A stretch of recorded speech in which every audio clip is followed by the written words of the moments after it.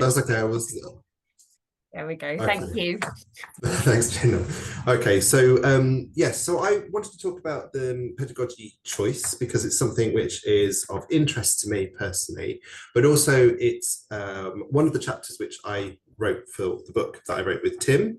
Um, and I think this would be, I thought this would be a nice follow up. I think also I've kind of thought about doing this in the sense of whenever we have these kind of events with the in-sessional SIG, one of the big and very natural things that happens is everyone coming together and going, oh, and what do you do where you are? And I think that's nice, but I think it's good to have a bit more focus to that. What do you do? So I'd like that. What do you do?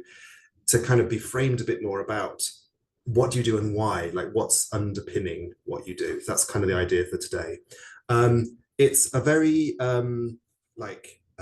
fairly basic kind of workshop, nothing onerous in here at all.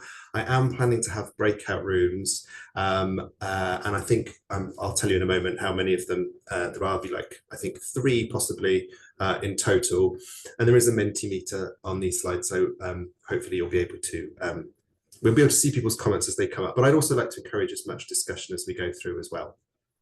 And sort of also at the end should have time for discussing things more. And really it's just about what do people do and finding out a bit more and sort of lifting the lid on what people do for pedagogy. So I will move on to the next slide. Please do tell me if everything's going well with the slides. Oh, fantastic. Okay, so yeah, why is this an important discussion to have? Well, I think I will say, and Jenna kindly held up a copy of the book, available in all good bookshops. It's not actually, it's just online. But that chapter on pedagogy was, a couple of people have said to me, oh, I really liked that chapter. Honestly, it was a really hard thing to write because I think trying to engage with the various different theories and ones that I feel more comfortable with, it was easier to write about. Ones that I didn't, it was quite hard to do. So it sort of has stayed with me a bit as being a difficult a difficult thing that I did and a kind of difficult question, but a really interesting question that I think we kind of do need to look at. And very interesting in terms of in-sessional specifically, because it has very different constraints to other areas of EAP. So I think that question about do we approach it differently is very viable. When we're talking about pedagogy choice and what that's based on, that's one of the other questions I want to have a look at today. So it's not just a straightforward, what am I going to do? But why and what are the kind of reasons for how you choose how you approach things? And I think as part of that, the importance of reflection is something that's kind of built into that. So that's what I mean. This session, this workshop, hopefully will just be people sharing kind of what they do, but also why they do what they do and how that has come about. Okay, so there is another picture of the book. I don't know if Tim is here today. I saw him last night and he said he might try to come along, but if not, I'm sure he says hello. But yes, I've had a couple of chats with people and it's really weird, I think, after you've written something like this, that you never know what happens with it. And it's really nice if anyone ever says, oh, we've used it or it's been useful or I kind of enjoyed reading this bit. We used it in a CPD session like that. So I'd be very happy, you know, for anybody to say if they have looked at it, if it's been useful, if it's not been useful, you know, whatever, that would be really nice to hear. The way this book happened, we basically asked a number of people from different institutions in the UK, but also beyond. It wasn't an exhaustive list, but we did go, I think we had, in the end, we had about 40 different people that Tim and I spoke to and interviewed for this book. Some of them may be in the room, but I can't possibly say.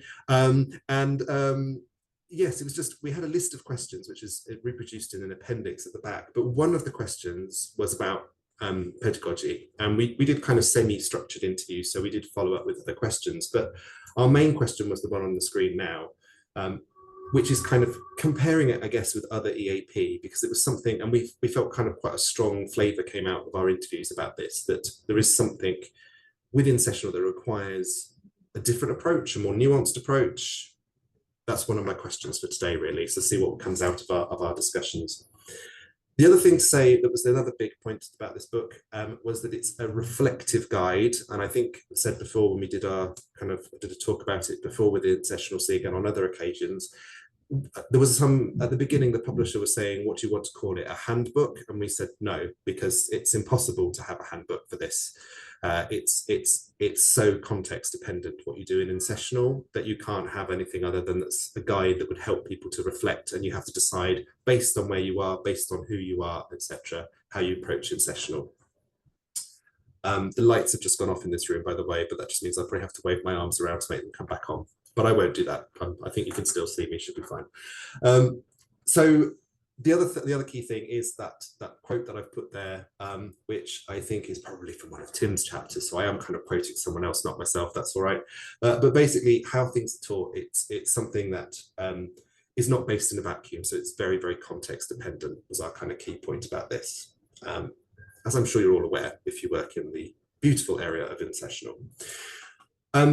So for this afternoon, lunchtime, for this session, I thought that we'd have like a few breakouts, because it's always nice to chat to other people about what we do. And Jenna's going to help me with those breakouts and sort of see how many people, but we'll just sort of try and have sort of random rooms of that. And there'll be 3 over the course of time. And they're quite flexible, but these were kind of what I thought we would work with. So the first one I thought would be on the question of what is pedagogy for you. So I kind of have my own ideas about that, but I thought it'd just be interesting to see what you think pedagogy is. What does that mean to you? The second one is, in terms of your in-sessional, then what you do when you're in-sessional, what is your approach and how did you come by it? And I'll talk a little bit about the reflective part of the book that leads into that. And then finally, I thought it would be nice for us all to discuss together.